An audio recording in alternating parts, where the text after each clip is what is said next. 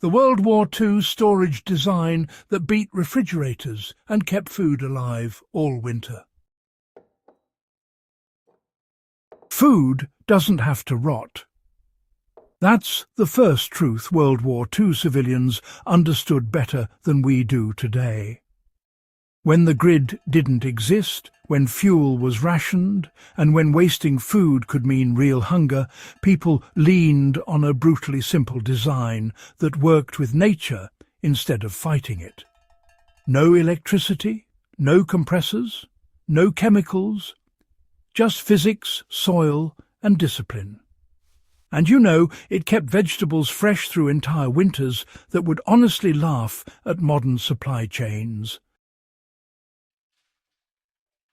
This wasn't folklore. This wasn't some romantic old-time trick. This was standard practice during World War II rationing, and it fed millions when industrial systems were stretched thin. Today, most people have never even heard of it. That's a mistake. Let's get into it. Why World War II families had no choice but to get this right. During World War II, food loss wasn't just an inconvenience. It was honestly a threat. Refrigeration existed, sure, but it wasn't universal, and it certainly wasn't reliable.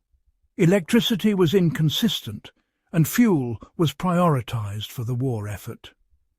Rural families especially had to store harvests for months at a time, with really zero margin for error.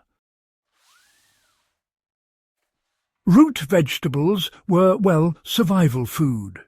Potatoes, carrots, beets, turnips, cabbage, these crops could carry a household through winter if and only if they were stored correctly. Rot just one crate and the decay spreads. Freeze them and the cell walls rupture. Dry them out and, honestly, they shrivel into useless fibre. The design that solved this problem wasn't mechanical. It was, in fact, architectural. The underground storage principle that did all the work. The core idea was simple, really. Put vegetables underground, below the frost line, where the earth maintains a stable temperature year-round. Soil, in this context, acts like a thermal battery. Once you're deep enough, temperature swings just flatten out. In most temperate climates, that means a steady range between 35 and 45 degrees Fahrenheit all winter long. That temperature range is honestly the sweet spot. Cold enough to slow respiration and bacterial growth, yet warm enough to prevent freezing. Nature does the regulating, no thermostat required. World War II families built small underground chambers, often lined with wood or stone, and sometimes, well, nothing more than packed earth. The key wasn't comfort. The key was consistency. So airflow actually kept vegetables alive, instead of, suffocating them. Here's where, honestly, most modern recreations tend to fail. Vegetables are alive. Even after they're harvested, they continue to respire. They take in oxygen and release carbon dioxide and moisture. If you seal them in an airtight space, they actually rot faster, not slower. The World War II design always included passive airflow, usually 2 vents, one low intake and one high exhaust. Cold air sinks and warm air rises. That natural convection cycle quietly refreshed the air inside the chamber without drying everything out. No fans, no motors, just gravity and temperature differentials doing the work 24 hours a day. If you skip this step, you're not recreating the system. You're building a mold factory. Humidity control was the real secret weapon. Temperature gets all the attention, but humidity was the real genius of this design. Root vegetables want high humidity, around 85 to 95%. Too dry and they dehydrate, but too wet and fungal rot sets in. Underground chambers naturally stabilize humidity because the surrounding soil releases and absorbs moisture slowly. Some families enhance this by storing vegetables in sand, sawdust, or straw, not for insulation, but for moisture buffering. Potatoes packed in slightly damp sand could last 5 to 6 months without sprouting or shriveling. Carrots stored this way often lasted even longer. No plastic bags, no vacuum sealing, just controlled moisture and airflow.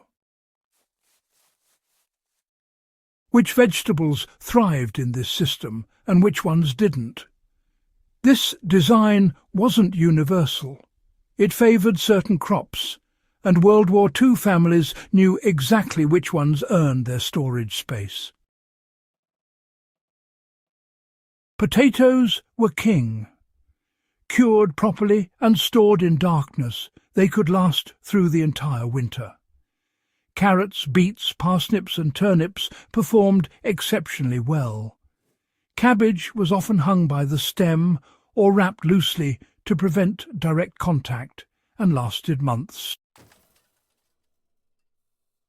Onions and garlic required slightly drier conditions and were often stored closer to the entrance or in separate sections. Squash worked, but only if cured fully and kept from touching damp surfaces.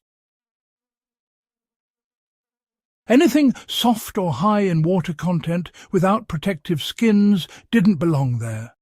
Tomatoes, greens and fruit spoiled fast and were preserved using other methods instead.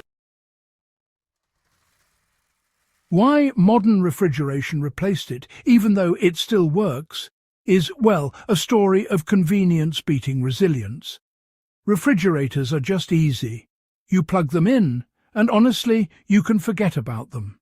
They're standardized, they fit neatly into modern housing, and they don't require any digging, planning, or, understanding plant biology. But here's the thing, they're fragile.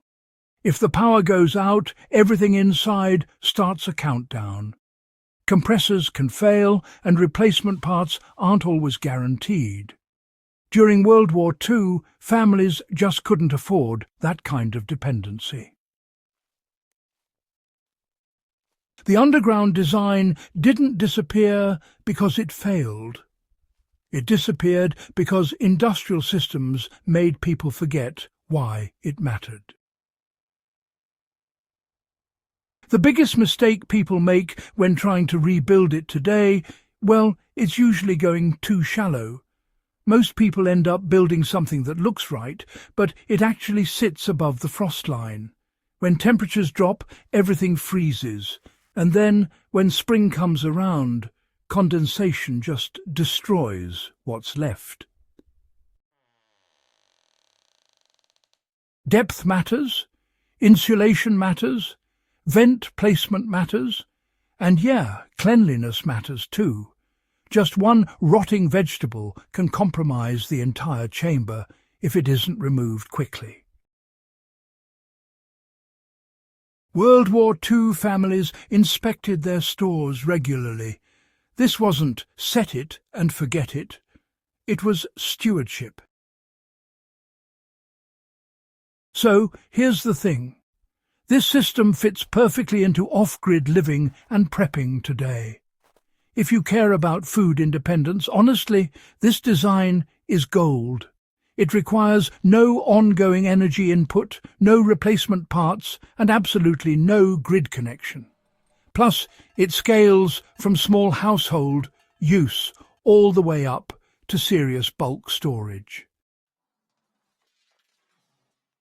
You know, you can actually build a modern version with concrete cinder blocks or even repurpose containers as long as you respect the original principles. That means depth, proper drainage, airflow, humidity, and of course, darkness. Even suburban homes can adapt this, using basements, crawl spaces, or insulated underground boxes placed a bit away from foundations. So, here's how you can apply this knowledge starting right now. First, start by identifying the frost line in your area. That will determine your minimum depth. Next, choose a location with good drainage, because, you know, standing water is really the enemy here. Build a small chamber first. Honestly, even a modest setup can store hundreds of pounds of produce if it's designed correctly. Make sure to install 2 vents with adjustable covers so you can control airflow during those extreme cold spells. Store vegetables unwashed. Dirt protects skins and, you know, slows decay. Sort aggressively. 1 bad potato can ruin a barrel. Check your stores weekly. Remove anything showing signs of rot. Adjust venting if condensation builds up. This is not nostalgia. This is applied physics and biology that kept families alive during World War II, when failure wasn't an option. And here's the real takeaway. This system didn't just preserve food, it preserved autonomy. When everything else depended on ration cards and supply chains, this design gave families control.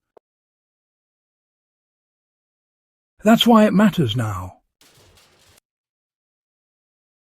If this kind of forgotten survival knowledge matters to you, if you want history that actually changes how you live, make sure you subscribe to Old World Prep. Share this with someone who still thinks refrigerators are permanent, and keep these lessons alive. The past already solved problems we're pretending are new.